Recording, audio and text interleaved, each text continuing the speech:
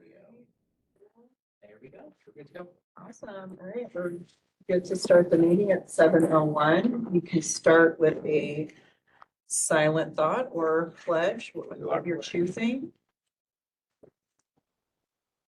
I believe the flag of the United States of America and to the republic for which it stands, one nation, under God, indivisible, with liberty and justice for all. Great. So you're here to discuss the budget. I don't know if I need to officially call anything to order. We can just dig into the budget stuff, but is there anything I need to officially say? No? All right. Just do Just it. chatting about it. My kids. I What are you would about to say? suggest, Nate had shared those two different items with you. The budget and then also proposal for board designated reserve funds, which is not an official proposal from the finance committee, but it's something that we have discussed a lot. And so I would suggest that we go through the budget and see what questions there are and then swoop back to the reserve funds and have that conversation before executive session. Everyone's okay with that. No, Billy, you had some questions, right? Or you wanted a clarification on something? That's Yeah, on on the reserve. the Okay. reserve fund. So unless anyone has a different proposed direction to do this, I think that it might be nice to have Nate highlight some of the things that have changed on the budget for this year. George Good. can pop in on some of these as well. And then Mike, Tony, and myself are all on the finance committee and Jackie's back here for support. So we can run through these. So if there's questions, we can address them in advance of approval at next board meeting. All right. So the top sheet is a summary sheet, but if you want to look at a more detailed breakdown of everything, you want to go a couple pages in. And there is more detail there with all the various lines that we have, the line numbers. At this point, we're asking for the budget listed here is asking for the full tax levy, correct? So that's an expected change. In terms of other more unusual changes, I would say, we talked about reducing the materials budget a little bit. I consulted with staff about that topic, in order to better fund our professional development line. Because we're going to need to do a lot more training, coming up. So, we're shifting 20,000 out of that budget. That was talked about with all the staff that do collections, and it was not a problem at all. And Do you mind if we ask questions when we go here? absolutely, So just to clarify though, we Yes. have consistently underspent the collections budget We're- with the staff. we're always so- scrambling at the end of the year to finish out the last of it. So I don't think it's going to really affect us to take this amount out of this line. Yeah. Which was why nobody Mhm. gave me a hard time when I said, can we cut this budget a little? In terms of where I was hoping to port some of that in, we talked about it. I'm just looking for the line, which is on the next page, which is 5075, which is staff development. So it looks like a large increase because it was really honestly underfunded before. And because we're actually making a shift from one budget to another to bump that up. So it's paid for by that change. So that's an important one. And we're also creating a travel line to cover things like mileage for folks who have, as part of their job here, to go out, run errands or drive out to a conference somewhere or whatever, so we can reimburse them. So that's a new line. A lot of the other changes you'll see, the ones you would expect really are, of course, it always costs more money to have staff. So salaries, you see what line those are under. Here it is, growth payroll, it's on the first one there, line 5020. So we worked hard on that line. And we have a salary sheet in here where you can see kind of a summary of the changes there. And where the increase is coming from. Predominantly it's from contractual raises. And then health insurance is a cost that just goes up and up and up like crazy every year. So that's another increase, big increase. Other than that, I think most of these things are, we, as a committee, kind of went line by line and made some adjustments here and there, but I can't think of anything else that was particularly a big topic of conversation. Please remind me if there was anything else.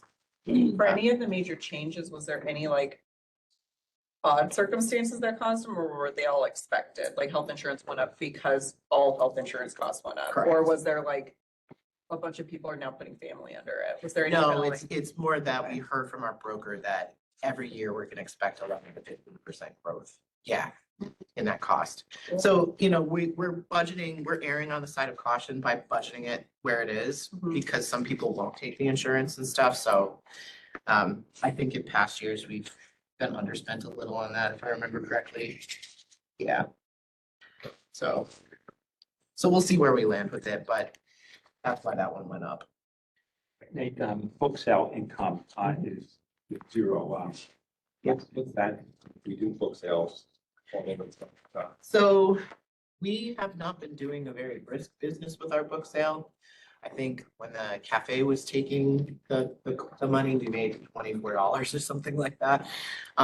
So we do have a book sale that's more robust right now. There's more carts out and everything. It might generate a little more income, but it's not, we're not having the big book sales that we used to.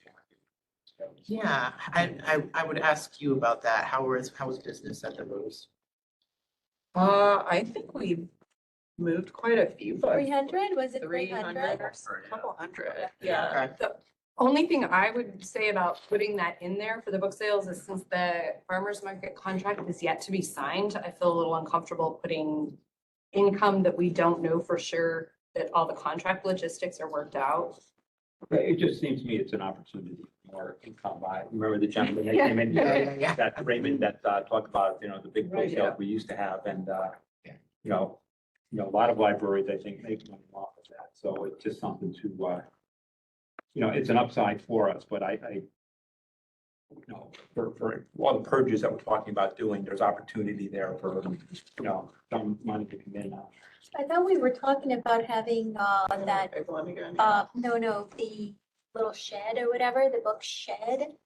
Is that stopped? I thought. So there's interest in doing it. I definitely think it's something we should consider in the future. Yeah, but there's nothing associated. It's not done yet, so we can't. Yeah, that was brought to the Building and Grounds Committee, but it wasn't proposed formally. It was like thrown into a meeting like, hey, I think we should do this. And we did talk a little bit about it, but there was no like, you want this amount of money for this.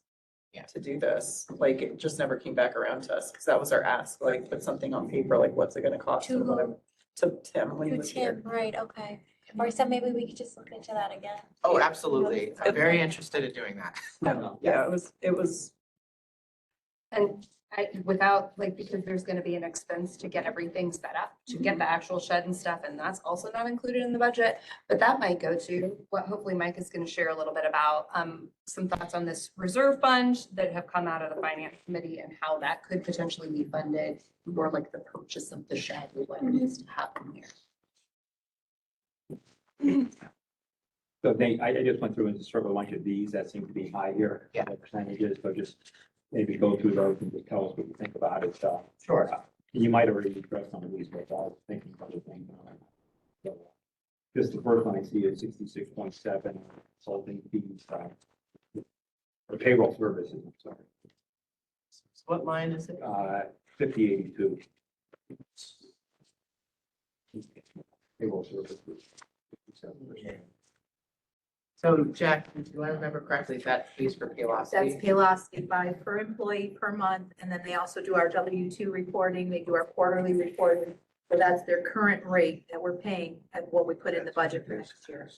But it's 67% above what we budgeted. I guess, why did it go up from last year? That's just the bill that they gave us. They didn't give us an explanation why. It just became, this is the new rate that we are charged. But it is, I mean, it's a pretty steep fee. I mean, we should get some explanation on that. We can, but basically this is what they're charging us per employee to do the job, and that's basically what you're going to get if you choose to go out and try another company. Or Yeah, but- get your own yeah. in-house service. And once again, a 67% fee is pretty high. increase. I think we are owed some explanation on, why that, is so much. And so we were over budget on that last year and we will be significantly over budget. So I'm guessing if there's some sort of contract with Paylocity that it's already been signed.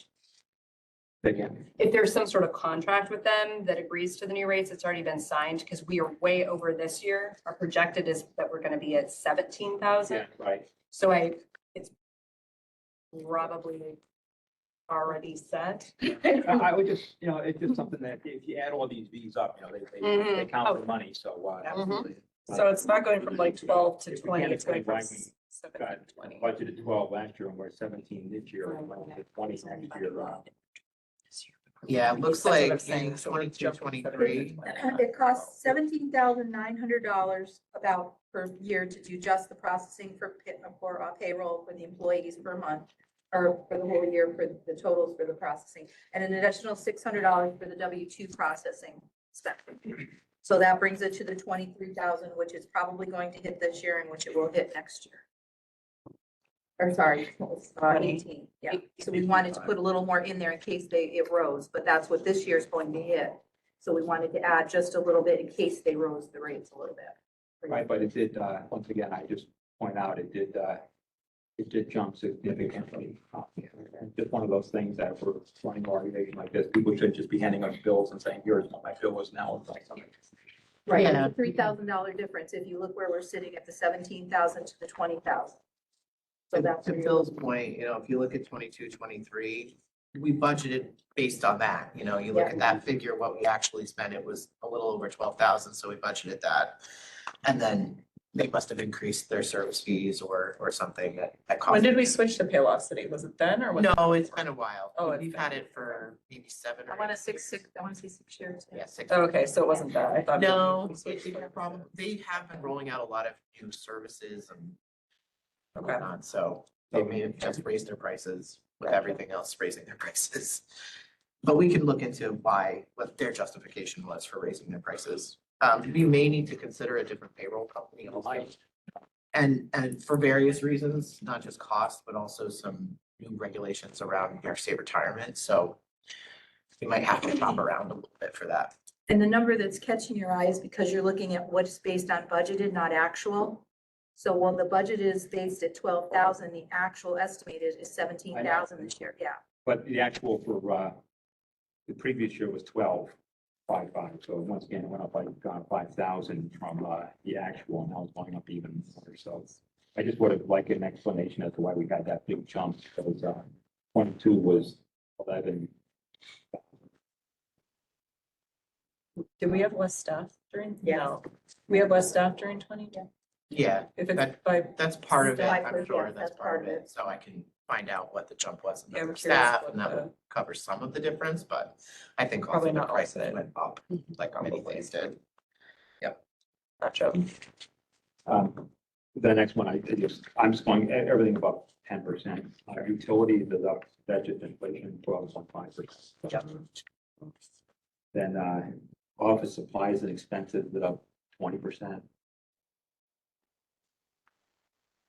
Am I remembering correctly that did we talk about mushing two lines together Yeah. to get to that value? See. We used to have these two lines that split it out in a strange way, and I think we put them together, but We I could be did, wrong. just have to find the right page.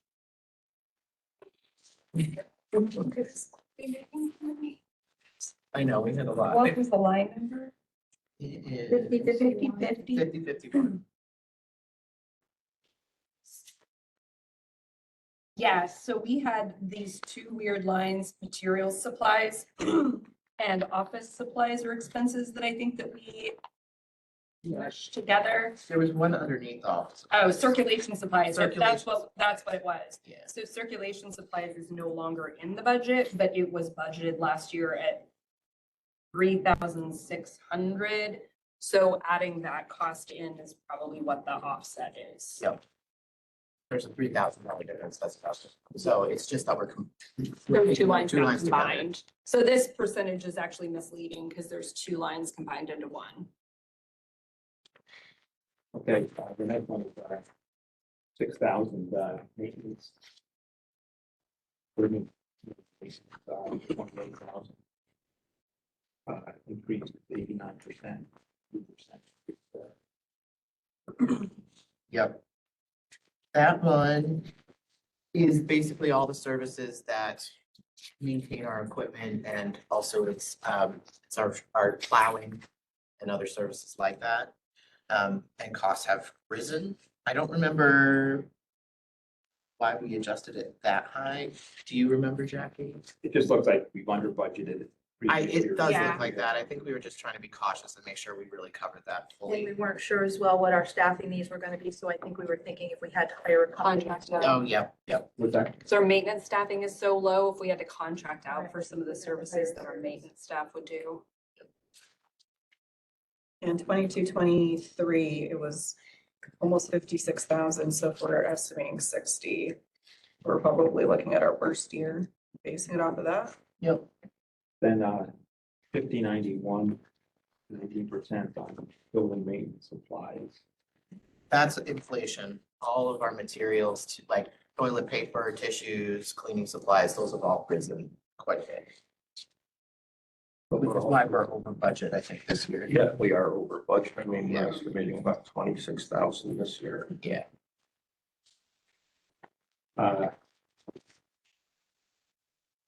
Just 5011 is 25%. Program supplies. Yeah.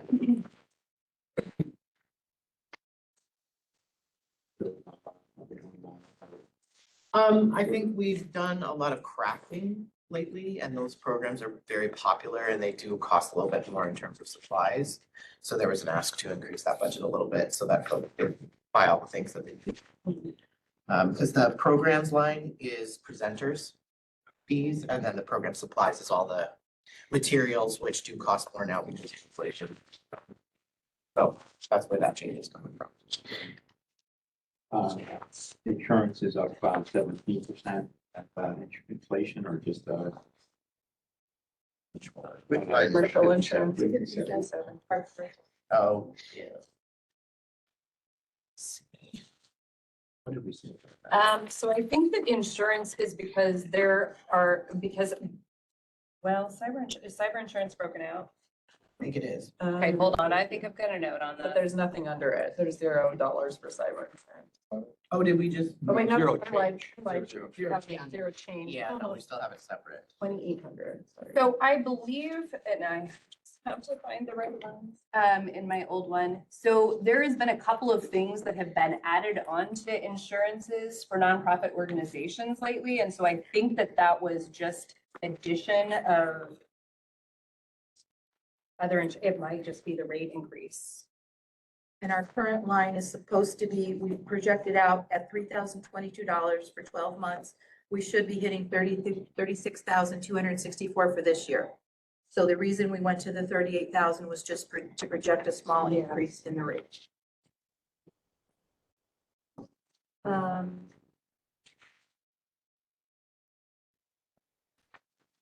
Yep, that's my note.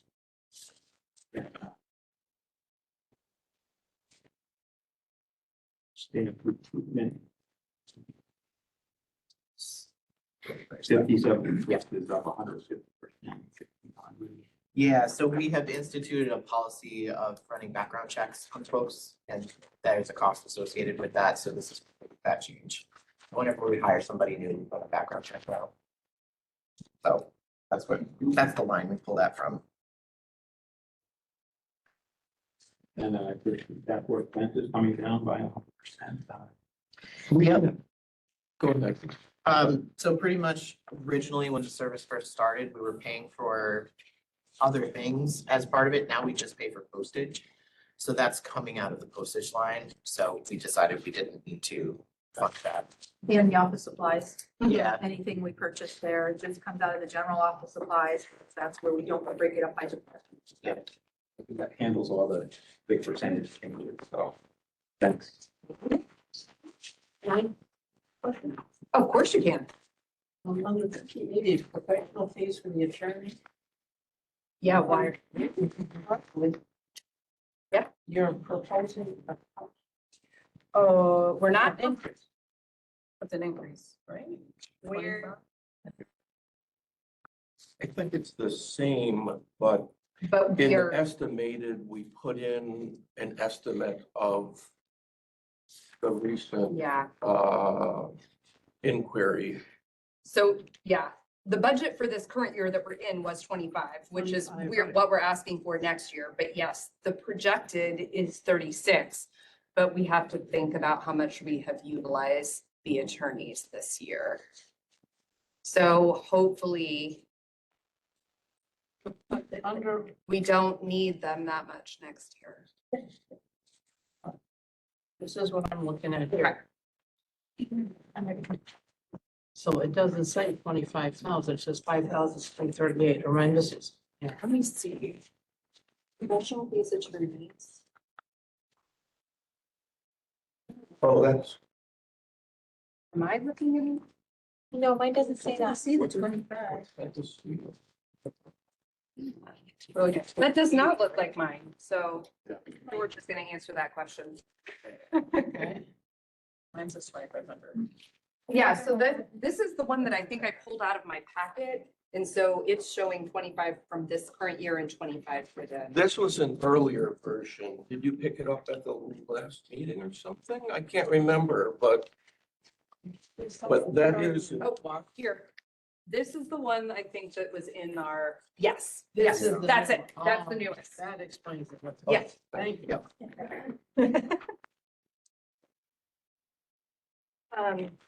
George, since you started talking, would you like to talk a little bit about the format and how things are new and fresh this year? no. Will you talk about? I think right around the time we were sending out the budget, and it wasn't discussed at the finance committee meeting, and because of that, I wouldn't change what we'd already reviewed. But you did get an estimate of the New York State retirement, which was higher than we budgeted, so Correct. I think we would want to consider, they publish every year an estimate of what will be due, and it was 310,094. And I think we put 285 in, so we should probably budget another 25% under New York State retirement. Which line is, oh, I know that's unemployment. It's 5022. There it is. We do have, oh, I'm sorry.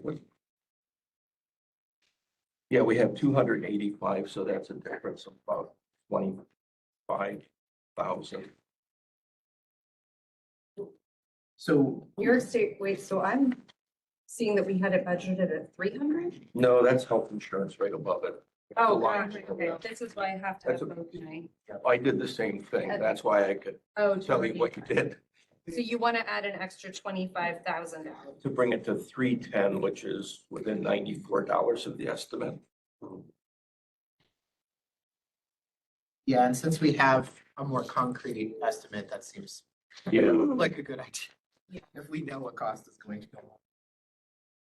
That one, because we had that correction.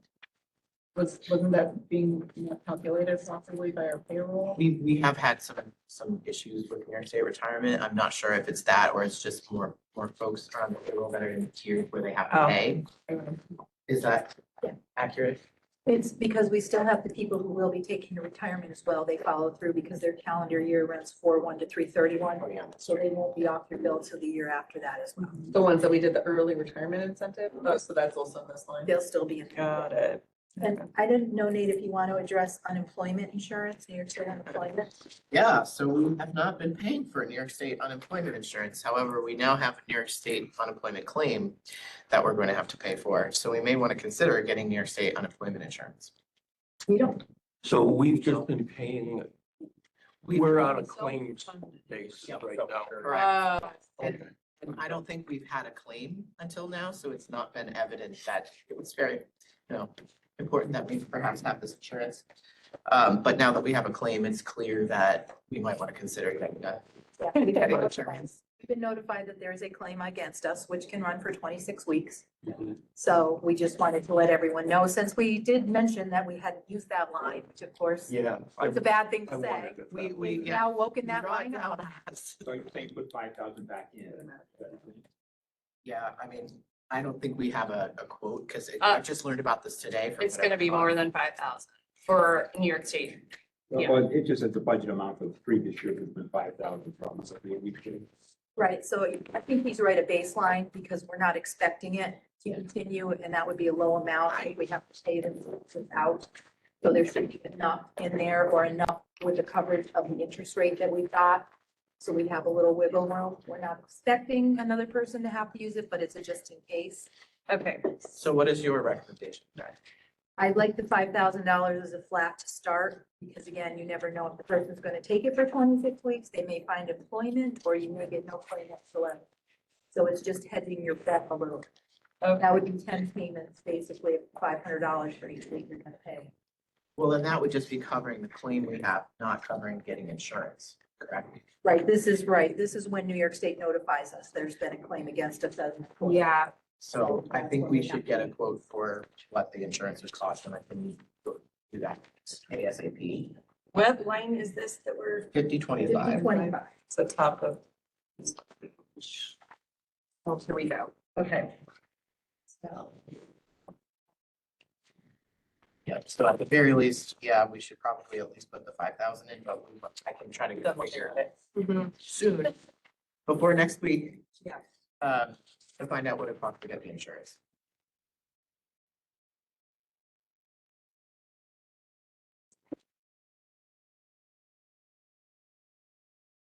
I mean, we haven't had any expense in 3 years. Correct. Right. So I know, so just, Hopefully this. that'll be interesting. hopefully it's an anomaly. It's in the novel. Yes. Now, George, will you please talk to us a little bit about the format? So the format is just a little bit different. We tried to give enough detail so that you could look at it, including the staffing and everything. I don't know if we normally present information on the number of FTE that are budgeted and everything, but Nate did a nice job putting that together and everything. So I thought that was really helpful. We have 47 people. 47 FTEs, we have about 70 total employees. So, full-time equivalents. And just as a point of clarification, the very first page that was on there, George did some consolidation of lines so that we're seeing kind of like a type version of this. So it wraps up a couple of lines pulled together, correct? Is that, am I speaking? to Yeah, that correct? and that's actually the format that we look at on the monthly financial statement, so it rolls up the same. And then as he said, Nate pulled this information together, which is really helpful in getting a better handle on how the personnel is. You will also notice at the bottom of this that our initial estimates for wages came in with a really significant increase, which we knew probably wasn't going to be palatable for the taxpayers. And so we, with the assistance of Nate, that put all this together and the recommendation, there are a few positions that are not budgeted to be filled in the coming year so that we can keep that wages line. We also recognize that there's almost consistently vacancies within the library. So there is an assumed salary vacancies taking out $100,000 out of the budget. Because there's always. The library people that are is leaving closing when in we 30 fill minutes. them. We're saving a My little bit of public money. computers will shut down. So in those probably things 15 show up minutes. on here as well. Please save your work. If you need to get a library card, please come to the checkout desk. Thank you. Correctly Okay. explained that, yes. Where are the bulk of the employees? I mean, we have FTEs here. Is there a way to understand what the actual headcount is? Maybe that's not a budget discussion, but it would be interesting to see. Like, in terms of the departments, things like that. Yeah. That's something I could certainly present on that at the next. It'd be helpful to get that whole picture, understand what the distinction is between FTEs and actual employees. Yeah. You manage actual employees. Correct. You pay for FTEs. Correct. So I can at least give you a brief overview, which is that predominantly we have full-time employees in our PPS Public Services Department and programs. Yeah. And we have a number of full-time employees in our CCS checkout circulation department, but a lot of part-timers in the circulation department. So that's where we pick up all those extra numbers over the FTEs. We get to the 70 employees that we currently have. Because we have, for example, I think some very large number of pages, 15 or 16 or something like that. Yeah, that are all very part-time. 47 FTEs is what we are currently, and it assumes the vacancies stay static. So it assumes that the vacancies, I think it takes out the vacancies at the bottom. Yeah, so the assumed salary vacancies, they're still listed, but we were just subtracting an amount. The committee decided 100,000 would be Okay, appropriate based on how it kind of balances out. thanks. I had a question on the library and one outreach. Mhm. You mentioned that one of the, like, I guess, children's librarians will do the outreach to the schools Correct. to kids get library cards and stuff like that. Mhm. But who's going to cover the nursing homes and Yep. So who what will we do that? What we discussed is instead of hiring a part-time librarian one to be all of outreach, which seemed really not enough hours for that function.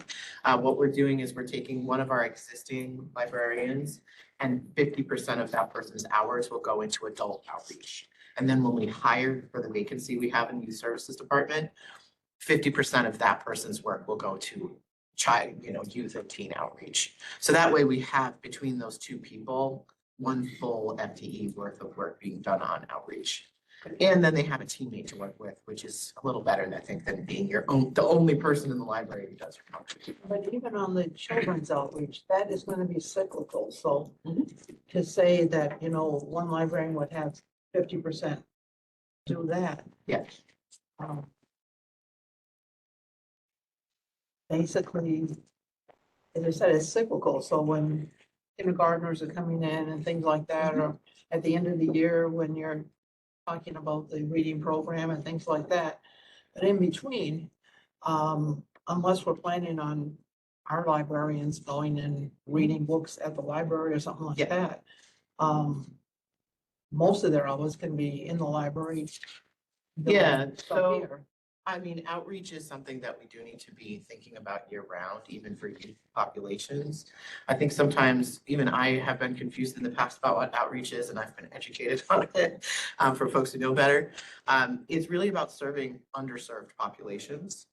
That's kind of the definition in terms of grants and things like that. It's not just going out into the community, it's serving specific targeted groups that are generally underserved. So, and that relationship building with the schools and attending, going to daycare fairs and doing, all of that stuff happens year round, really. It needs to keep those partnerships strong. So I think that the person will have enough to do for sure. But yes, also the benefit of having the hours split between regular, typical librarian duties and outreach is that there is that flexibility that will come to it. So we thought it was a good solution. But it doesn't have to be fixed. In other words, Yeah, it's a general expectation and it's gonna be how we write the job description for the position we'll be recruiting for this spring.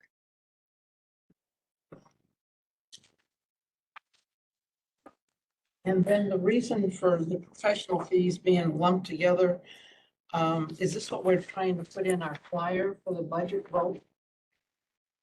The only reason I'm saying that, it used to be broken down auditors fees, I'm not, yeah, Legal so fees. this is the format we use for the monthly. It also is the format we use for the audited. But I think you're right, we do a different roll up when we, It goes to the voter. that gets published. I mean, I've got it here and another one basically, so it is a little bit different. And I guess, I don't know if it matters.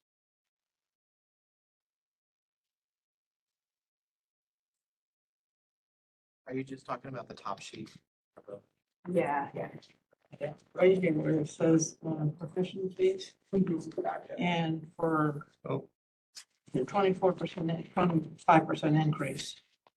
Probably 71,000, but the breakdown of that is between the auditors the, Yeah. EAP be under that as well, and Yes, I think so. I think it's on the last. Yeah, page. I think he is under, Consulting fees that are in there, 5084 are for network solutions. oh, okay, that's the outside of IT.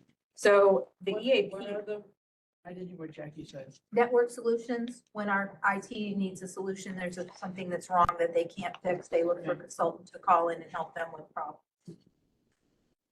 I think for our purposes, wouldn't it be better to break that out? So you could actually see what the services are and the costs are? or what is posted that goes to the public can view. I don't know. I mean, at least for us. Yeah. Oh, and it is broken out on page 3, like you see under professional fees, attorney, auditor, payroll, like you see those separated. I'm not familiar enough with what. So last year when we broke out the budget that was on our webpage, we did have the auditing broken out at 20,000 and then professional services at 37,000. So that does equal the 57,000. So I mean, How will this appear on the budget, though? Will it appear broken out? On the Will it- posted budget, Yeah. I think that's our decision Okay. ultimately, collectively. Okay. I don't know, do you have, folks have thoughts on that? I think it's helpful to break it down. Right, what's the question? If we have thoughts on whether the public should be seeing this broken out section under professional fees, seeing individually the auditors, the attorneys, the payroll service, or if that should just all be lumped together. Right, we all lump it together. I mean, what have we done in the past? You just said audit, but then attorneys and other things were lumped together. yeah, just 2 lines for the 57,000. We haven't broken it out in the past. We broke, the only thing we broke out was auditing for some reason. But everything else was under professional services. I mean, we just, Why wouldn't we break it out? because we usually just give like consolidated version of the numbers so that it's not too, I have absolutely no preference, so. I don't know, consolidated number is fine. I mean, I don't know why the. Unless you want to go through all this stuff, I mean, why would you? Do the detail?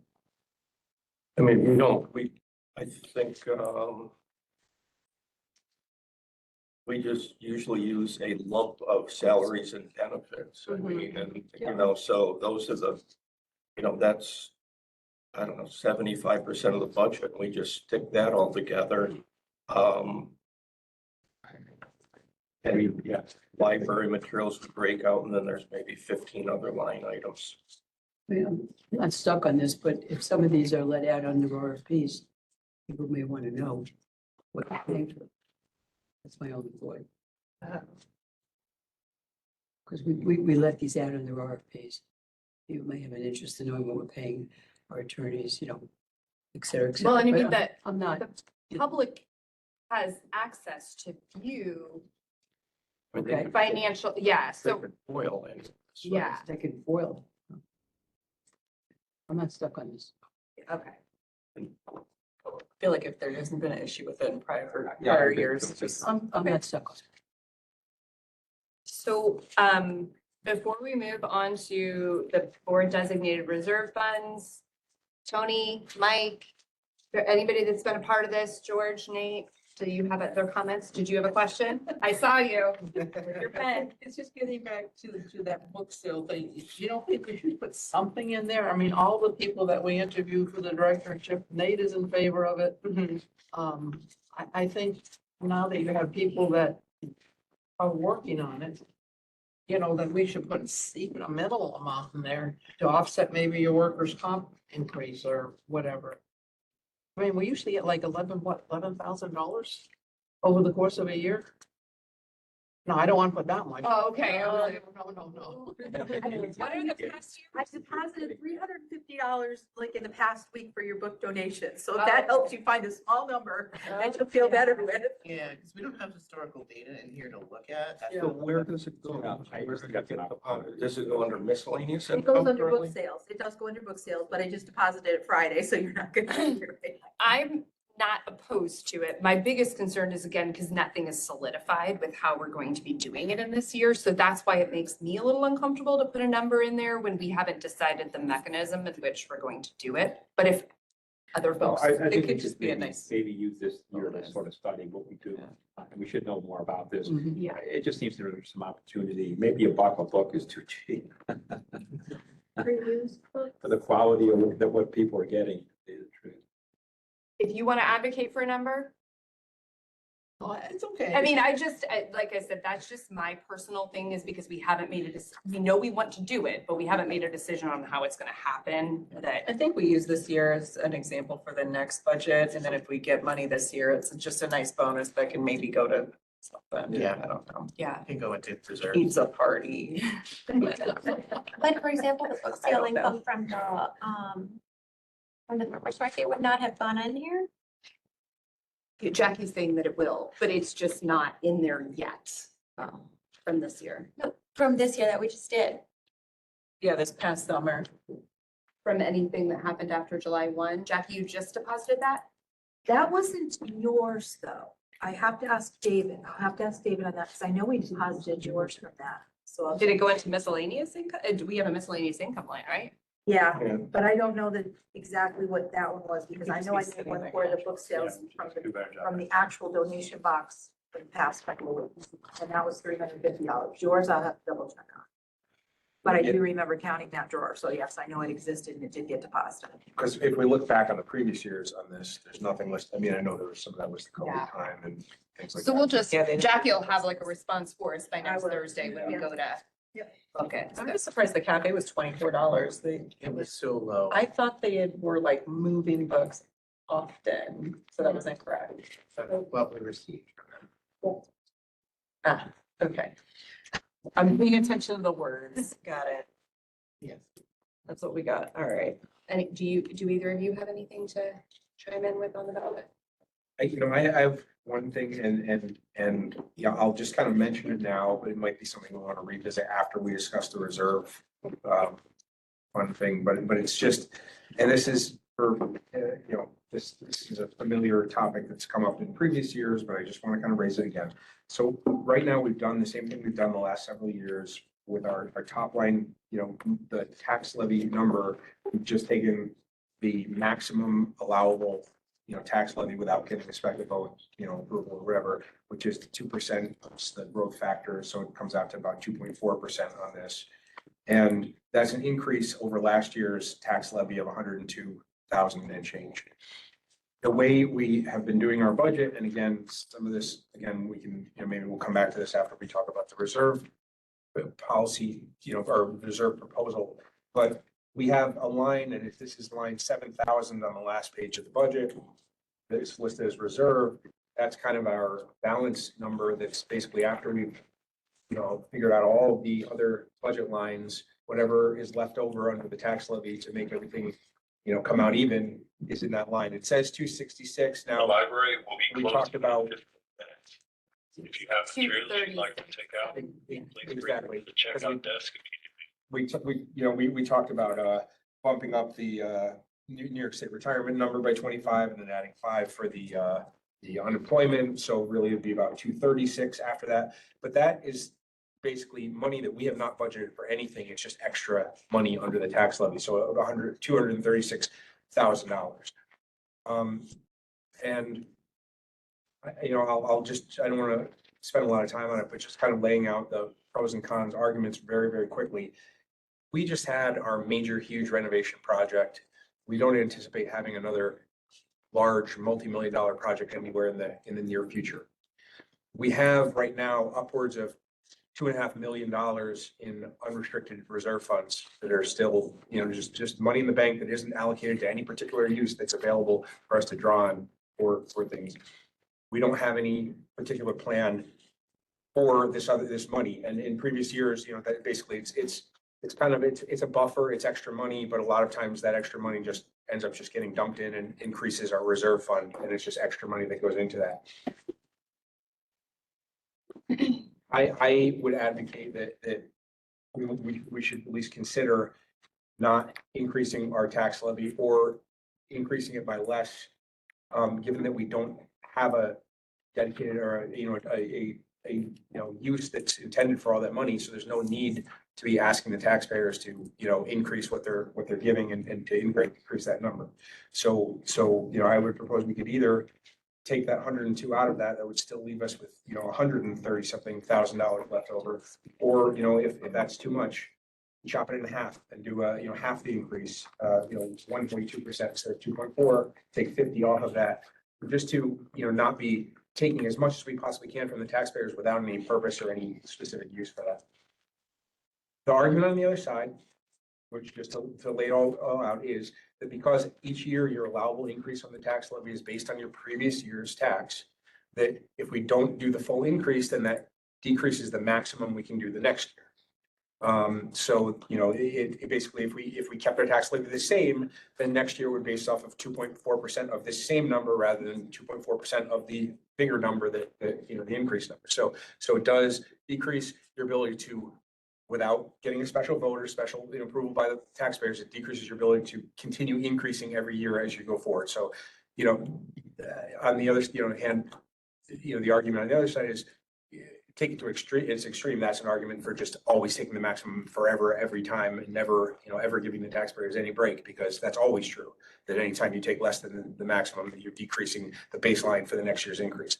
And also, we know, I don't know, the details, but we know that at least, some of the other libraries in the area, our approach of taking the maximum tax levy every single year is apparently out of step and not the norm. And other libraries routinely will do either a zero increase year or a less than the maximum year from time to time as needed, and justifying to the public when they need a bigger increase. So just laying that out there, and again, some of this is related to the whole reserve policy issue, so maybe we could revisit after that, depending on what people think. You're saying that we have how much in a reserve fund at this point in time? That's on the balance sheet? So, no, so I did a calculation and it's sort of an estimate, but I looked at our balance sheet as of February. And we have about 3.9 million in unrestricted. But you have to remember that we got the full tax levy in, they owe us another amount, and we have all the expenses. So I took into account, I actually took into account the estimate that we did, and then compare that to where we were now, and came up with, by the end of the year, we should be at about 2.7 million as unrestricted net assets. Could be a little bit more. There's a couple things, but I think that's the minimum that it would be. No, that doesn't include hard assets, right? It does not. It excludes capital assets of almost 2.9 million, because they're not really expendable. So they don't. And the reason that you went to your full budget last year by taking your total of what you were proposed to get under the tax cap allowed you to offer that retirement incentive this year, because you would have had the money available. So by taking your full tax cap last year would allow you to do it this year. It didn't impact you by making you take money out of your reserves or your unreserved fund balance. So you didn't suffer for it, and it moves forward, and your tax cap will build 2% for the next year coming, knowing that your health insurance costs are going up at least 10% per year, knowing that your contractual obligations to your employees are 3 to 4% by contract, what you're going to have to pay them, and knowing that when you go out to get someone for a new job, you're going to have to offer a higher salary, like you've seen with your current people in administration, that when one person leaves, another person comes in at a much higher salary than what the person left at. So that's also something that you may choose to put your salary at a certain place now, not realizing in the future, if you take this tax cap and use it all the way, you are protected against what you need to operate your building, because you're a service-based industry. Well, the thing is, you can dig yourself into a big hole Yes. because wages are gonna go up every single year, utilities are probably gonna go up, everything's gonna go up. And you're limited to that 2% tax cap is based on your prior budget, so you, But once again, we're building up this cash reserve, right? I mean, we got a pile of cash, if I understand this right. Yep. Okay. When it came time for the capital program, how did we use the cash to fund the capital? So as part of that, we had to put in, hang on a minute, it's on the second page. 1.9 million. We put in 412,000 from our capital reserve fund, according to the bond resolution, and 988,000 from fund balance. So we put in 1.4 million.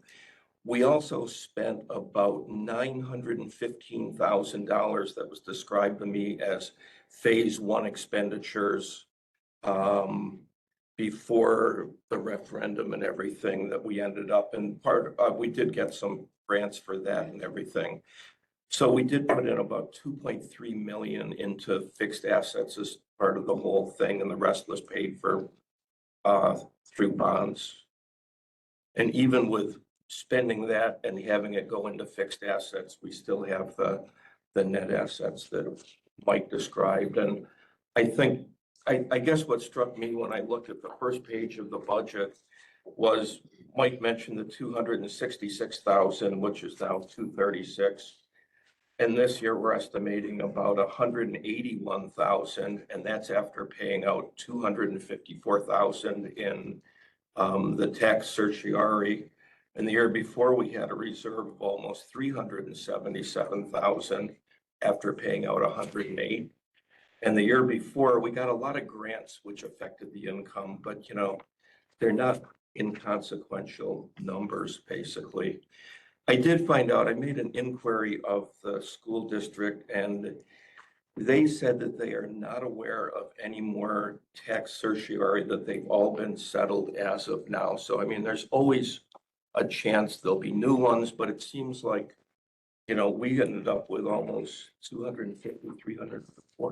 450,000 dollars that we had to refund. But he said that those are over, so, there might be some, but you wouldn't think they'd be of the same magnitude. Reserve funds, okay. Yeah, yeah.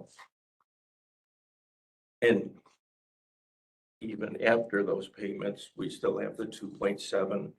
The only thing about the 2.7, I mean, it's 2.7 million. Between July and the middle of August, we do have to fund operations. So, we do need part of that money just because we don't have the tax levy yet. So that's maybe 1.3 million, but it's still, is a pretty large number. The other thing that you gotta remember, our roof was replaced, I'm guessing, 5 or 6 years ago. And I think at that time, it was over $250,000. And again, to get these grants from Upper Hudson, you have to have cash on hand. I mean, 2 million sounds like an awful lot of money, but when you have these big projects, you have to have the cash on hand in order to get the grants from Upper Hudson through the state. And The library is closed. it just makes me nervous to cut, and then you have all these salary increases over the years, but you're fixed at 2%. So how do you do that with the state's stupid rules? I mean, it's not our fault that it's set up that way. Do we have a projection of what this will look like 5 years out if we kept the tax levy exactly as it is? Has anybody looked at To that? have a 0%? Oh, we'll eat up that reserve fund quickly. And I don't think Mike is proposing 0% for 5 years. Right, no, I didn't Yeah. know. I didn't hear that in your And, proposal. and, I'm and just, and again, this, a lot of this goes to this proposal for how we handle our reserves going forward. Okay, I have no problem whatsoever with us planning long-term and having and saving, money for dedicated long-term expenses, unpredictable expenses, things down the road that we need to do. I'm just saying, right now, we are not doing that. We are not planning long-term. We're just stockpiling. We're just but stockpiling We're just money. saying, take as much as we possibly can, and every extra dollar just gets shoved in kind of a big slush fund that we don't have any dedicated purpose for. And that rubs me the wrong way. But at the end of the day, though, that slush gets paid out for various increments that are very consistent with the titles that you came up with, the funds that a certiorari fund, a building fund, et cetera, et cetera. We In do- theory, it might. I mean, right now, we don't have any particular,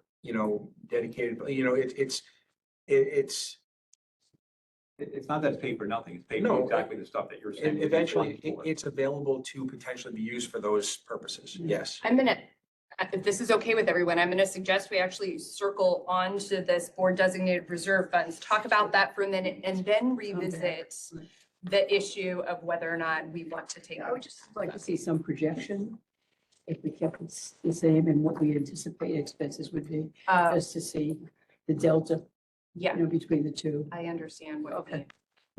Yeah, but I think you're right. I think this is a discussion that should. Let's, there was Mike put together this great sort of explanation, so I hope that everybody was able to read that in advance of this, but coming from the finance committee, these are sort of the funds that we thought might be the most helpful, and I'm gonna let Mike explain it.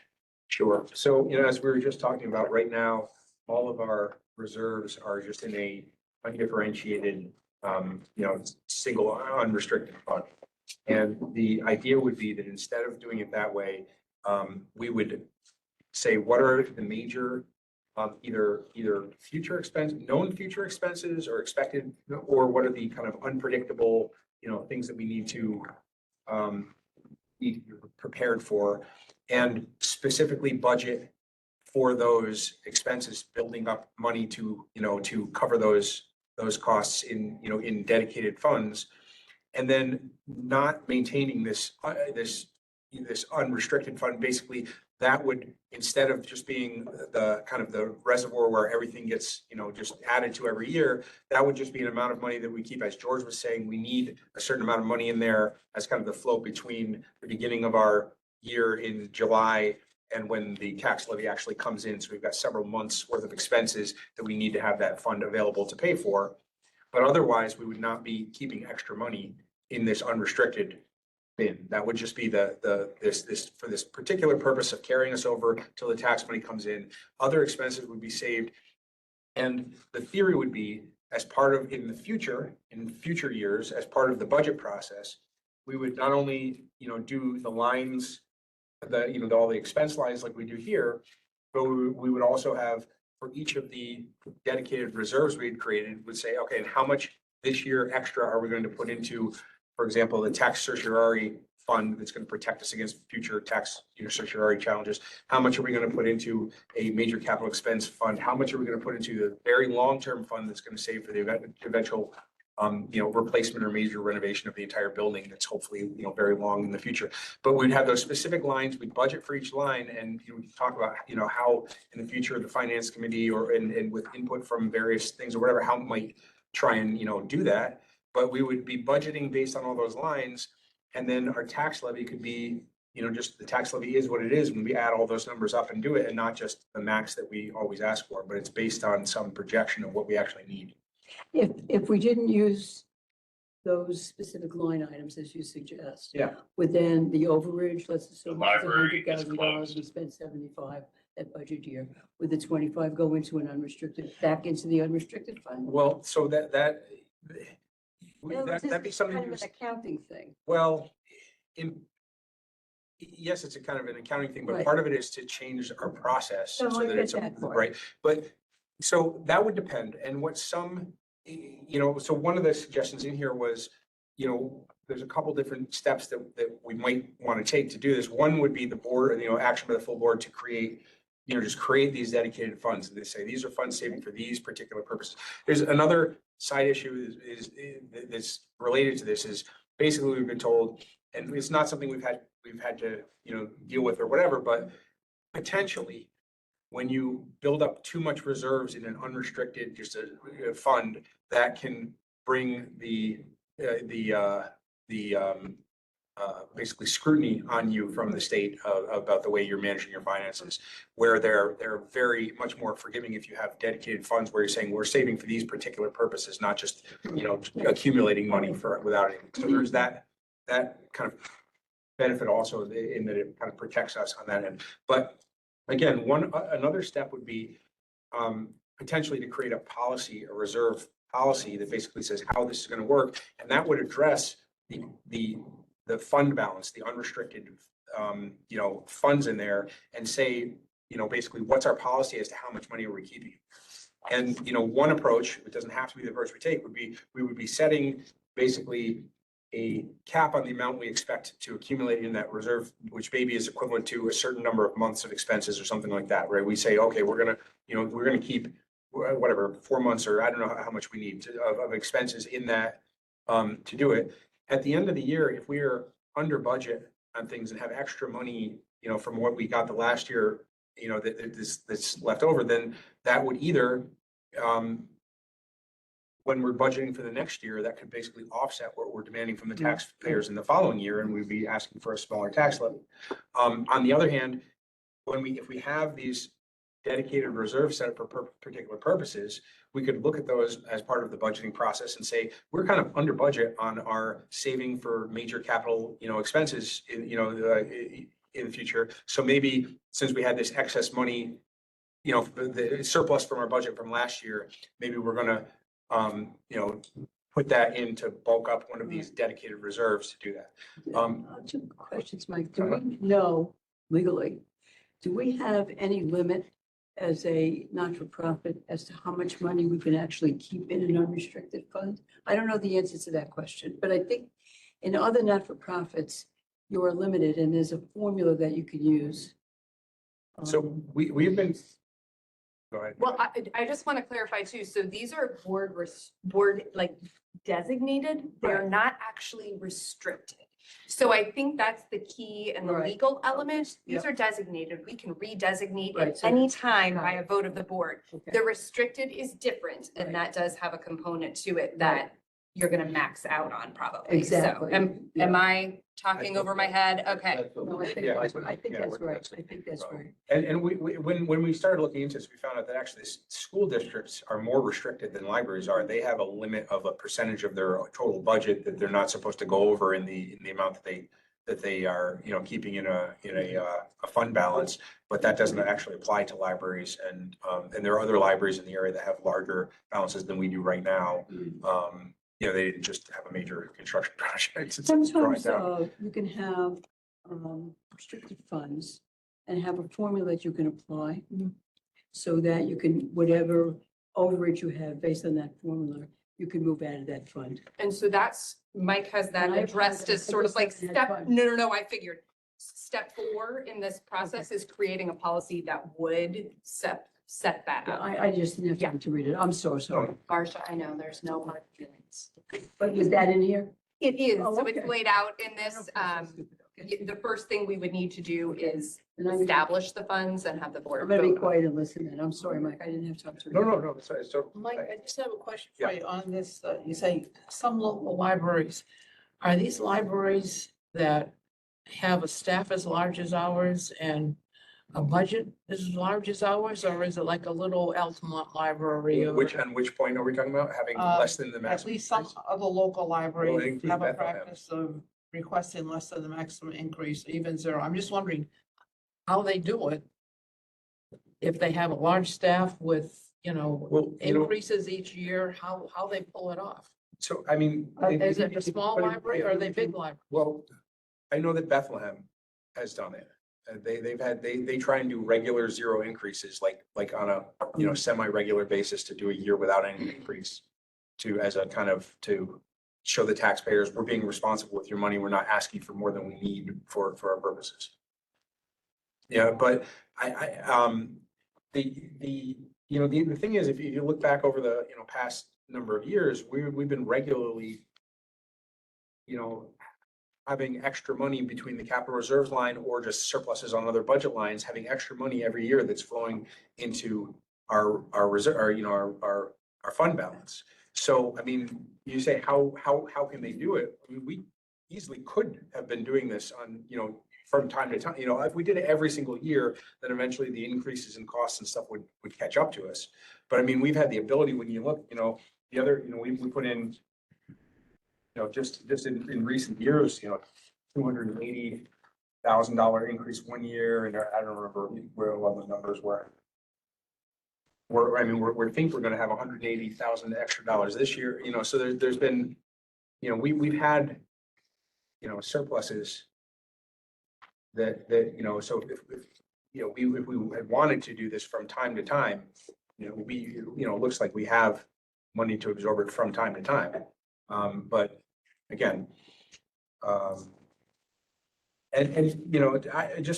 thought is, if we were budgeting for these future needs and we had all our regular annual budget expenses, and then we say, okay, and, based on our estimates of, the risks and future needs and whatever, we want to add also this much to the tax certiorari, this much for major capital expenditures, this much for the long-term building replacement fund. And then, the number we come up to is basically the full tax levy. Well, okay, fine, but then we can at least justify to the public, here's why we need to ask for the full maximum tax levy, because we have these expenses and also we're planning for the future in a responsible way, and it uses all that money. But if we add those numbers up and it comes out, 100,000, 150,000 less than the tax levy, then it's a lot harder for us to justify and say, well, we're budgeting for the future, we're looking ahead, we're kind of covering our expenses now, and it adds up to this much, but we want to take more anyway. And that's what we're, currently we're just not even budgeting for the future. We're just saying, well, let's just take as much as we can, throw it all in a fund, and then hope that works out to a good amount of money for us to use at some point down the line, whenever. Well, once again, it all does get applied to these categories that are in your fund report, right? And in the end, it does get applied to them. It goes to the float account that he's talking about, it goes to the capital program, it goes to everything. It's not like, we're just not labeling it as it comes in. Right now, we're labeling it as it comes in, and we're asking for more. But I just look at this one here. In the first line here, we had 88,000 on the fund balance, or the reserve, and then we had 270, then we had 291. Why did we have 88 one year? And Well, keep in mind, that's what we budgeted. Whereas that first year where we budgeted 88,000, we had $1.2 million because we got in some grants, and the next year we budgeted 270, but we actually had 377. This year we had budgeted 291 and we only have 181. But offsetting that was the tax certiorari that we put an estimate of 254,000 in. And to a certain extent, offsetting that is this year will probably be the largest interest and investment income that we'll ever get, because I think the rates are going to come down. But, yeah, we've consistently budgeted and have, I think for the most part. I'm not sure I follow everything you're saying there, but because I'm trying to find the numbers as you're saying them, but in the 88,000 here, if we had all these funds here, I mean, why is that number so much lower than 270, 290? When the total operating expenses were, 3 million, and so 3.8 million, 277. Now we got it just seems like the amount available for reserves that year was really low, but I mean, how are we going to do these funds in a year when it's down like that? So we haven't gotten to that piece of this yet. I find establishing these funds, I know that we're utilizing them in this way, but this is making it so much more transparent to the taxpayers on why we're taking excess funding. So I think that this is going to be really helpful if we can establish these, get the board to create these designated funds so that we can allot money to it. And part of that's going to be that we research the amounts that need to go into them. Yeah, I look at, I appreciate what you're trying to do. I'm just got my concern that Barbara's articulating here, which is, if you lock yourself in at a lower number, ultimately it may catch up with you, or, sort of like a diet strategy in a way. So I think we have two questions here, which is, we're not gonna vote in this is not a voting meeting. But the first is there an appetite to designate these board designated funds the way that is laid out in here? The finance committee, don't want to speak for the three of us, but we're in support of creating these funds. And then working through the steps to figure out how we should. It just, the 266 number, if we did these funds this year, what would that number be? So we don't know. So that's why So- I'm separating these two issues. I think right now, we haven't incorporated adding money to those funds into this year's budget. So I don't think it's gonna make it into this year's budget. This would just allow us going forward to do it for next year. It's kind of, To have this be a part of the process from the beginning. I'm interested in sorting it out. I just don't want to come up short and then, Oh, absolutely. Then have to go And back so- and get a 60% vote from the voters and say, oops, or now we got to lay off people, or we got to leak, or whatever else. I just don't want to get caught in So a. I totally get that. I just want to separate the two issues. We would be in general, we believe in support of adding these funds, adding these board designated reserve fund accounts. Not talking about the money, not talking about the tax levy, just that this is something the board would be open to creating. If the finance committee brings forward a proposal, not putting money in them, just the funds themselves, the lines themselves. Does the fund committee have any idea let's talk money. You designate these, what process would you use to put money in over what period of time? I'm sorry, I haven't read that. Okay, I have. It's all in the So- memo. so, I discussed it a little in the memo, but the memo doesn't have hard numbers for anything because it's just something we're gonna, it's something that's addressed every Okay. year. But, the basic idea of the tax certiorari fund, we probably, we don't think we're gonna have in the very near future because the big ones just all hit us. Right. So it's gonna be a little while. So we might look at, kind of what we got hit by and think, well, it's, gonna be sometime out. And so we'll just try and put a little bit of money every year in that. We to kind put of- $25,000 that, to kind yeah. of create this buffer against that. So the next time when, there's a slew of these coming around again, we've built this buffer and it doesn't eat into our annual, expenses. And then the capital, major capital expenses, part of that could be based on looking back historically Yeah. at what are the big things. But part of it is when we have, and going into the budget process, part of what comes into us, we might have, coming from the library to say, look, these are the major systems or, pieces of, the library, if it's the roof or if it's some, the air conditioning system, whatever it is, to say, these are the things that either are starting to show their age or are just based on timing, are probably reaching near the end of their useful life. And probably in the next 3 years, 5 years, 6 or 8 years, we're going to need to replace this or that or the other. And we could kind of take all of those future projections of things that are coming, and then we wouldn't have to absorb a huge hit into 1 year's budget. We'd be budgeting, to stockpile a little bit every year, a little bit every year. So when these big expenses come up, we've already budgeted it. It's already planned. We had also briefly talked about when the new maintenance hut starts, that they may be able to look at some of our systems and help us evaluate what we need to be saving, what the life expectancy is. So we really hope to gather a lot more information on this so we can make an informed decision in the future. We're really talking about this for the next budget year. Yeah. So this is Yeah, budget so plan. this doesn't affect this Nope, budget, got it. and just to prevent more wheel spinning, I'm in favor of hearing more about this when you Okay. have more details. I don't think it's a bad idea, and then if you have numbers to throw along with that, the next time it comes up, I think we're cool. Then But the- since it doesn't affect this budget, I don't know. The- Would just really be helpful, we're going to have this discussion, is for somebody to show what has been the use of reserves over the last 10 years. Mhm. And then fit these categories. If we had done this 10 years ago, here's what it would have looked like. And then here are the things that are not there that, we actually spent reserves on. It just would really help the discussion. And unfortunately, we don't have the institutional memory for those financial issues without compiling a lot of information right now. Just because we don't have anybody that's been in finance or admin, or even on the finance committee that's been here for years to be able to provide that historical context. And I know that's a horrible answer to have, but it's really the truth without spending hours and hours gathering this back information.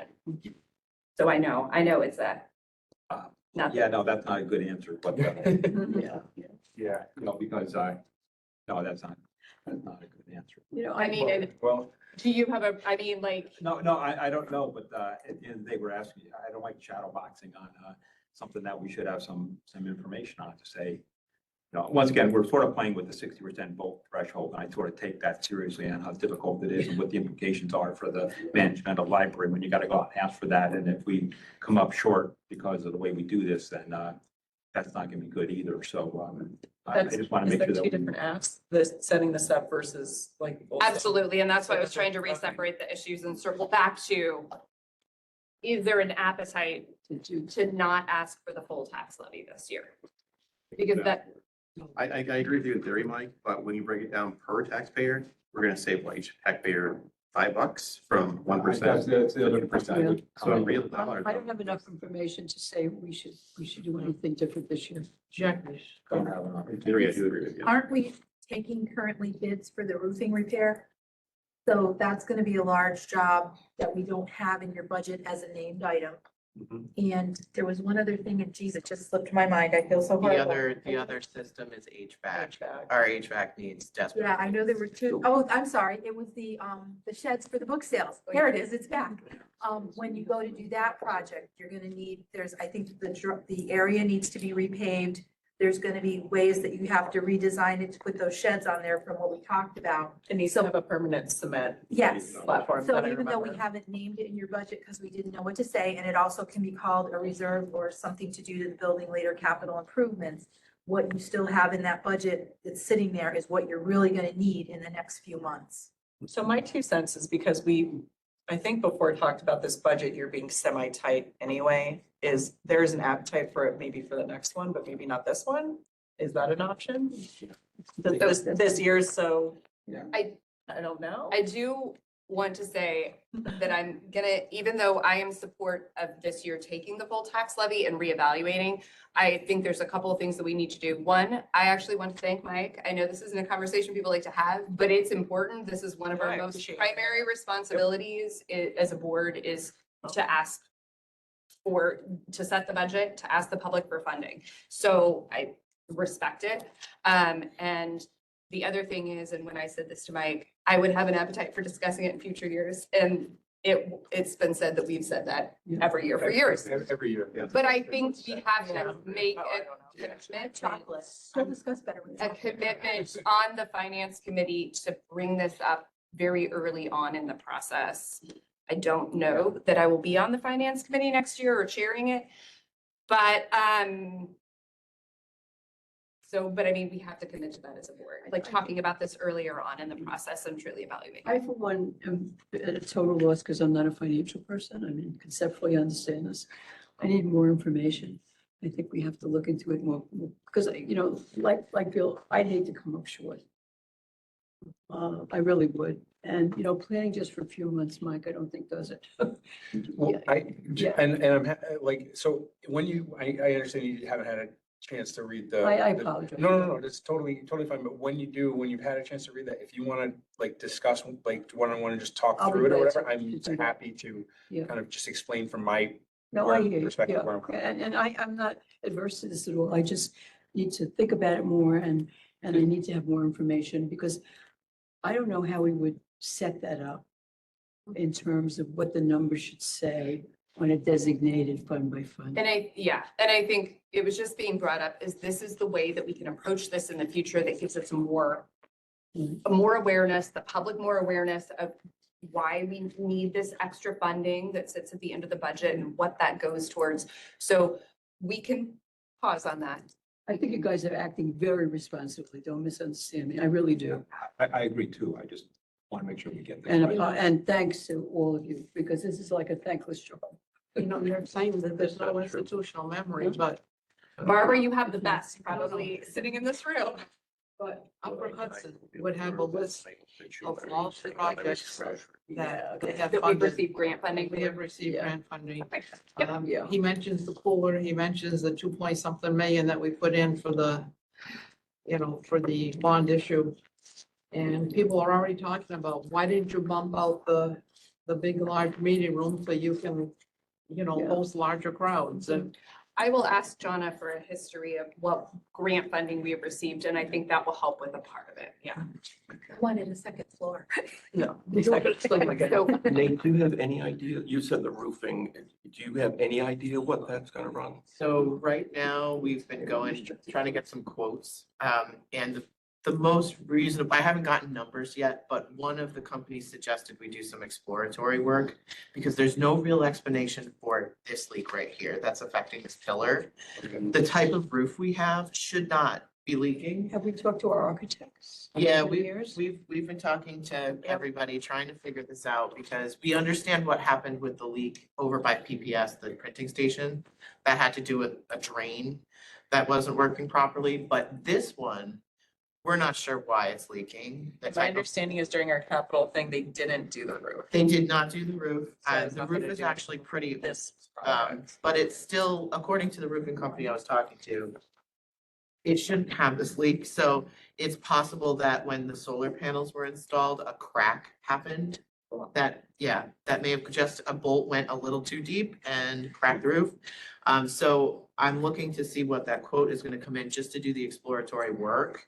Once we know where the leak is, that's gonna give us a lot better idea of what it's gonna cost to fix it. But right now, it's kind of baffling, Like somebody may have screwed up with a bolt. literally, it could be that simple that they We screwed should the go to bolt the in a little solar- too far, Maybe we it should- cracked the roof. Well, maybe we should be taking a look at people responsible for that under their insurance. Yeah, I mean, it would have been done, those are 1992. Oh, 1992. Yeah. Our solar panel. Why would they be leaking right now? I'm not sure, but that was just the idea was maybe it cracked a tiny bit and over time with freezing and thawing And that really thawing it happened. expanded, but we won't know until they do the work to actually figure out where the leak even And is. just so everybody knows, we're also past the warranty period for anything the Yeah. architect's I done didn't know at it was this point. 1990. No, there's that, but just in general, like, we had a door handle thing come up Yeah. and we are out of our 1-year warranty from the architect, so nothing will be Yeah, so we got. covered by them 1 unless year. there was like an actual, like, something was We done. didn't buy an extended warranty. We did not, I guess. So- Nobody called me. Nobody called you during dinner, but anyway, all right, so. I just want, this is one other gauge of the room. Is there anybody else that is advocating for lowering the tax thing? Because we would need lowering the tax levy because we would need to incorporate that in beforehand. No. This year? Okay, so we know where we stand. Please join us a half an hour early for the public hearing to see if the public show up to comment on it. So we're gonna revise this just for the two changes, the retirement and the unemployment, right? Yep. Okay. I'm super into this, though. I'm down for this. Yeah, thanks for doing this. Breakdown, yeah. Really. She made $600 in book sales. And they went under miscellaneous. Okay, I think it's okay. That's why I brought my little book. Thank you all. And I know this is annoying to have a special meeting, but it is really, this should make the process go faster. Hey, it's all right. And so next week is the vote, right? Yeah. We're having a public hearing Yeah, it's at 5:30 in advance of the board meeting. this week. Yep. On Thursday, so come a little early. I'll bring snacks. People generally showed up before the, They don't show up at budget hearing? No. Last year. But- I mean, public meetings are- Careful, don't. I know, don't jinx us, Mark. But we have to hold it, so. Yeah. Yeah, I did. Cool. So should we move to go to executive session? I don't know if anyone cares before we go in. I'll mention this at the regular meeting too. I did attend a call with the investigative firm that we hired or were hiring and the attorney on March 28 and talked about the scope and how they're gonna go through the investigation. It's very early because they hadn't even signed a retainer yet, but they're anticipating that they could do probably 6 interviews in one day, and the process would take about 6 weeks approximately, so don't hold them to that. Depends on how everything goes, but they should have that to the board May or June, the latest. So Thank you. They haven't signed a retainer with they Event. were, but they hadn't at the time that we had this meeting, They're right? gonna be hired by our attorneys. Yeah. Yeah, we had decided. Okay. By now, I would assume they Like already. 3 weeks signed. ago. But that was March 28th. I would assume that we have signed, it's been signed because of the work that I've been doing, so. Okay. Yeah, okay. to Yeah, supply I just- documents. This to is them. all I know, so I was just saying what I know. Yeah, no, I appreciate the update because, Yeah. yeah, I don't, we have got to know one, so. Cool, all right. Does anyone want to go to a regular Oh, session yeah. or close So- out of this session? Move to go into executive session for discussion of the status of the director, search process.